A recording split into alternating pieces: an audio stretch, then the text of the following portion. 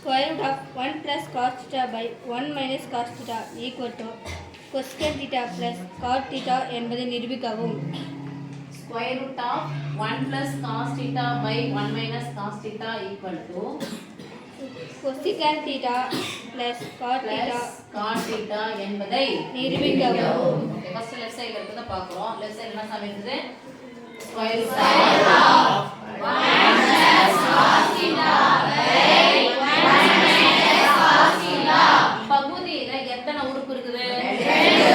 ரெண்டு உறுப்பு எத்தனை உறுப்பா மாத்தணும்? ஒரே உறுப்பா மாத்தணும் அப்படி சொன்னா மேலே இதால பெருக்க போறோம். 1 plus cos theta. சொல்லுங்க. 1 plus cos theta. என்ன போட போறோம்? பெருக்கல் 1 cos theta அப்படி தான் போட போறோம். உங்க மைனஸ் இருந்துச்சுனா plus 1 plus cos theta by 1 plus cos theta. மதிப்பு மாறாம இருக்கிறதுக்காக பெருக்கிறோம். சரியா?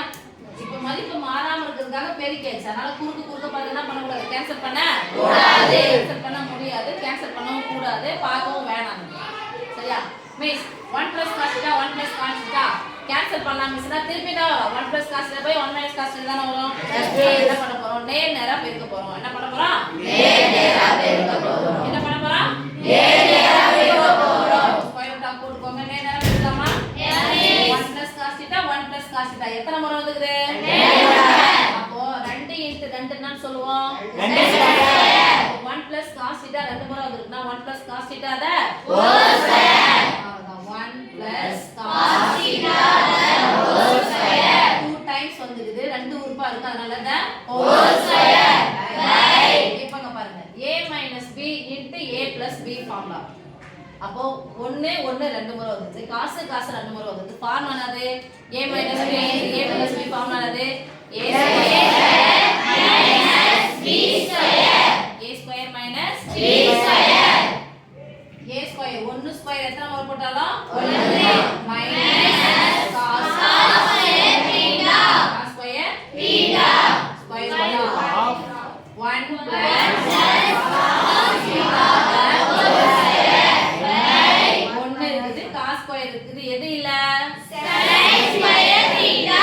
சரி அப்ப 1 minus cos square theta equal to sin square theta. By இருக்குது. பெருக்கல் இருந்தாலோ வகுத்தல் இருந்தாலோ ஸ்கொயர் ரூட்னு அப்படி இருந்துச்சுன்னு சொன்னா கூட்டல் கழித்தலாம் பார்க்க கூடாது.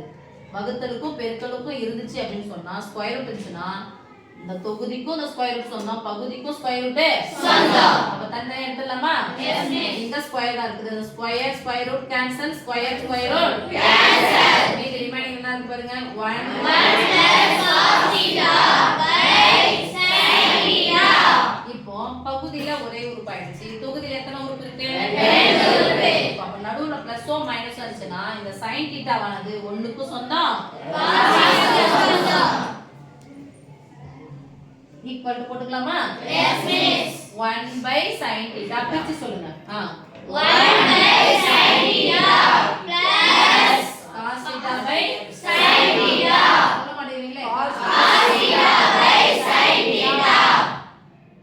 இப்போ 1 by s 1 by sin theta na theta cosecant theta plus cos theta by sin theta na theta tan theta. c by s c தான் வரும். s by c தான் t வரும். tan theta வரும். சோ வந்துச்சா பாருங்க ஆன்சர். cos theta வா cos theta தான் போடுறேன். அப்ப cos theta by sin theta cot theta. தலைகீழே சொன்னேன். இதனுடைய தலைகீழி tan theta. sin theta வின் தலைகீழி cosecant theta. hence root. Write down.